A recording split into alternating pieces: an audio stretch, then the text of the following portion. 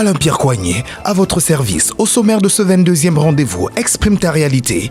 C'est le nom de l'exposition en cours au musée de la Côte-Nord. Mini-entreprise grandes ambitions. La relève entrepreneuriale s'anime à Sept-Îles avec la grande journée de l'entrepreneuriat jeune. Un autre record pour le port de Sept-Îles avec 245 057 tonnes de fer chargées dans un seul bateau. Nous en parlerons en fin d'émission.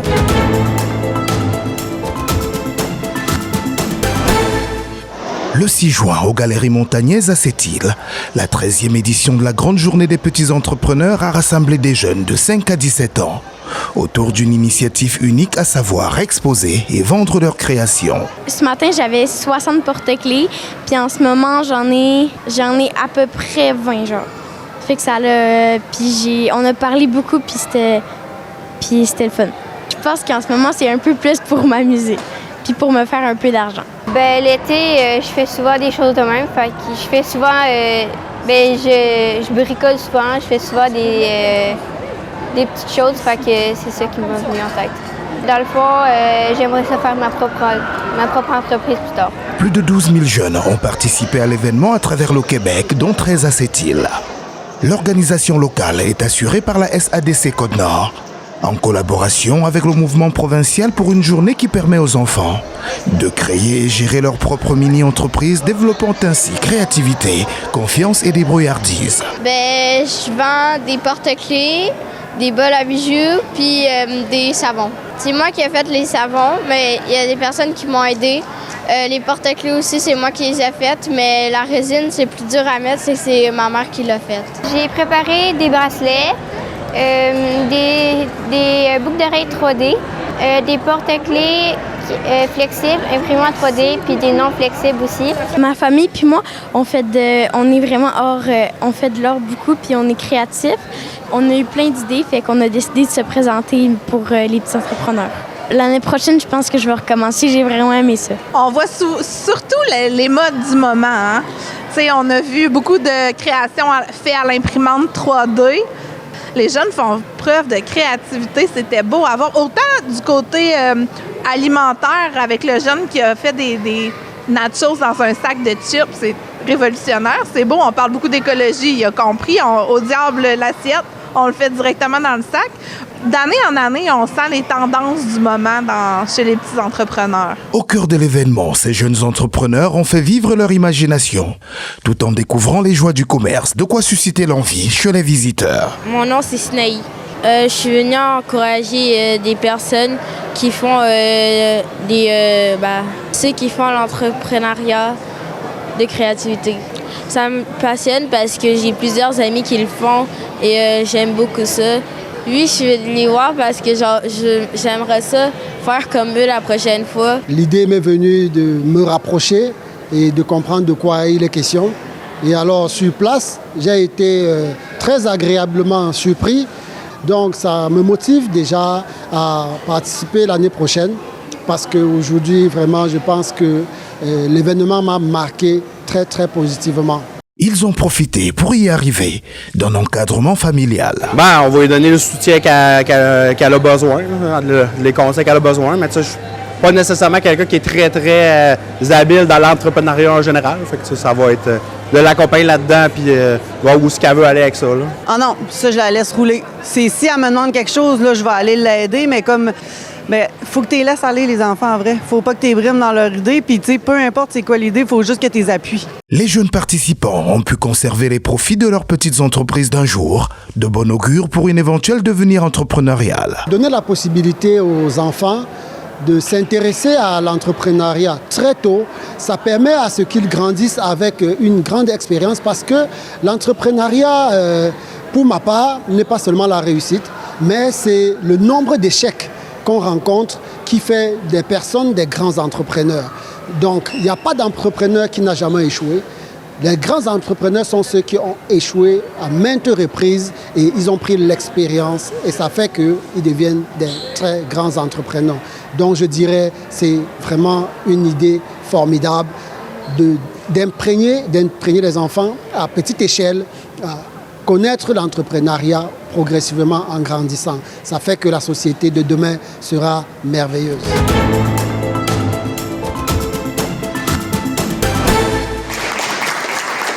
l'occasion de la Semaine québécoise des personnes handicapées, l'exposition Exprime ta réalité a été lancée le 7 juin à cette île. Présentée jusqu'au 9 juin au musée de la Côte-Nord, l'exposition invite le public à porter un regard différent sur les conséquences du traumatisme crânio-cérébral et sur les parcours humains qui se cachent derrière cette réalité. Réunissant chercheurs, artistes et personnes vivantes avec un traumatisme crânio-cérébral, l'initiative utilise l'art pour sensibiliser le public à une réalité souvent méconnue, tout en mettant en lumière les parcours de résilience qui l'accompagnent. Alors oui, ça me fait plaisir de vous parler de cette exposition qui a été réalisée en collaboration avec l'Université du Québec à Montréal, l'UQAM, au département de Neurotrauma Lab, et c'est le département de neuropsychologie qui, ses travaux sont axés sur le traumatisme crânio-cérébral.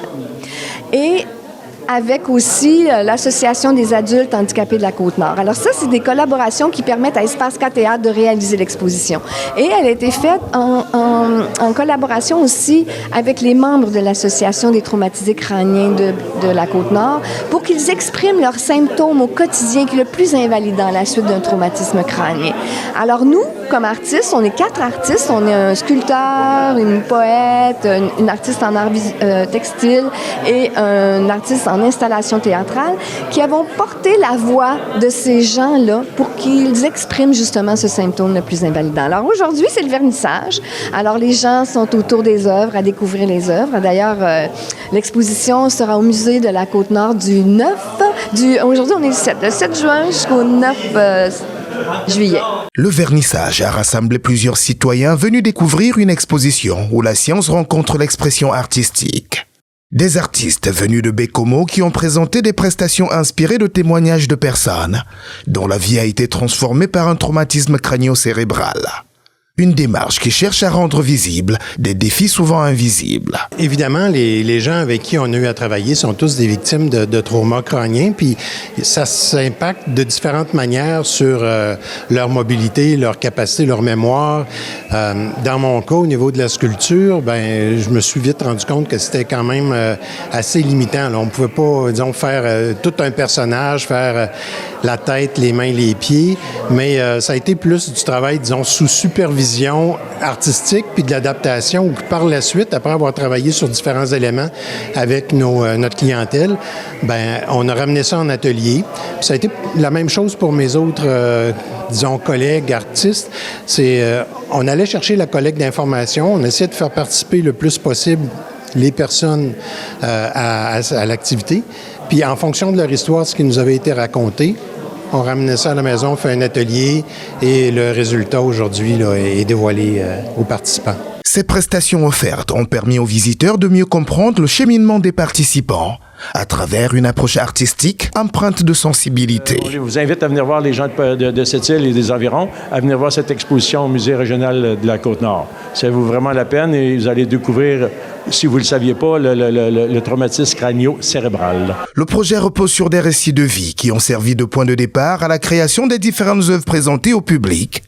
Une façon de traduire en images, en mots et en émotions des réalités, parfois difficiles à exprimer autrement. Derrière cette rencontre entre art et expérience humaine, la recherche occupe également une place importante. Le but premier est vraiment de sortir un peu des murs de l'université, puis de diffuser les connaissances, d'aller rejoindre le public d'une autre façon que par des conférences scientifiques qui peuvent être un peu moins accessibles. Fait que c'était de trouver d'autres façons de communiquer au public. C'est quoi les difficultés avec lesquelles les gens qui vivent avec un traumatisme crânio-cérébral doivent faire face? Au-delà des difficultés vécues, les œuvres présentées parlent également d'espoir, d'adaptation et de persévérance. Ce que le public va voir, il va rencontrer justement une forte émotion. Une forte émotion, c'est ça le propos de l'art aussi. C'est le propre de l'art de se laisser porter par l'expérience, parce que c'est une expérience.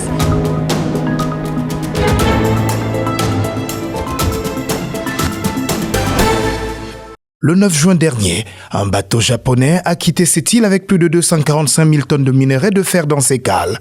Un record absolu pour le quai multi-usagé. Oui, exactement. Donc, au début juin, on a accueilli le navire, le NSU Xunadu. C'est un type de navire de la compagnie NSU qu'on reçoit depuis maintenant 2 ans. C'est des bateaux qui sont... des navires qui sont spécialisés là, dans le chargement de minerais de fer, donc sont vraiment conçus pour ça. Et c'est typiquement des navires qui peuvent environ accueillir 250 000 tonnes de minerais de fer. Et là, en juin dernier, les conditions idéales ont été réunies pour qu'on puisse faire un chargement record au quai multi-usagé du port de Sept-Îles. Charger une telle masse ne s'improvise pas. Plus le navire se remplit, plus il s'enfonce. Un défi technique et humain de chaque seconde. Oui, c'est toujours un défi technique, donc ça prend vraiment la collaboration de toute la chaîne logistique, mais je vous dirais que pour ce record de chargement-là, on parle plus d'un concours de circonstances parce que ça prend des conditions favorables qui sont réunies pour qu'on puisse être en mesure de mettre autant de tonnes dans le bateau. Et un de ces facteurs-là, c'est le tirant d'eau estival. Donc, en été, on est en mesure de, quand certaines conditions sont réunies, le tirant d'eau est plus favorable et nous permet de mettre plus de minerais dans le bateau. Et c'est ce qui fait que cette année, on a pu battre d'environ 150 tonnes le record qu'on avait établi en mai 2025.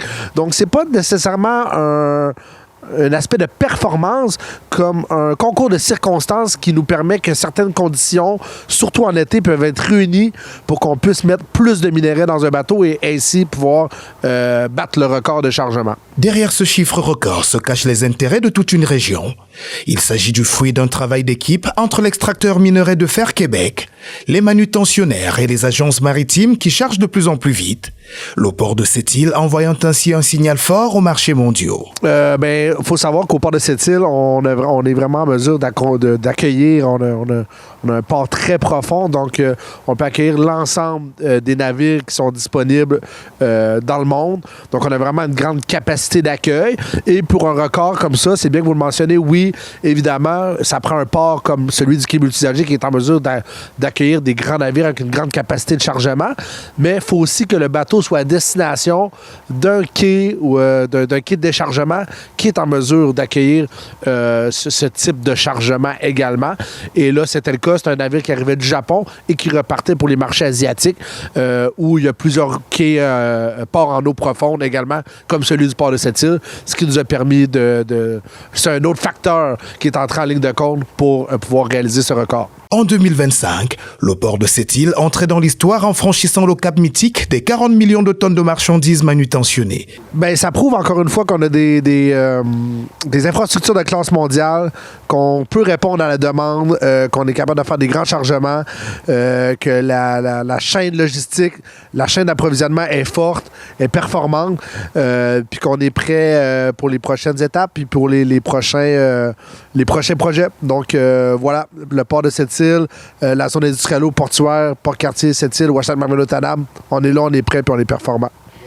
Dans un avenir, il y a déjà des études, des projets qui sont en réflexion pour être capable d'utiliser les deux côtés. Donc, ce que ça permettrait, c'est que pendant qu'un bateau se fait charger d'un côté, le prochain navire à être chargé pourrait venir se placer de l'autre côté. Par ailleurs, l'administration portuaire de Sept-Îles poursuit pour une somme de 15,4 millions de dollars les entreprises Pormello et Béton Fabriqué du Lac après avoir détecté des fissures le long du quai multi-usagé. Selon Radio-Canada, les procédures judiciaires ont été entamées en avril. Le port de Sept-Îles ne veut faire aucun commentaire à ce sujet.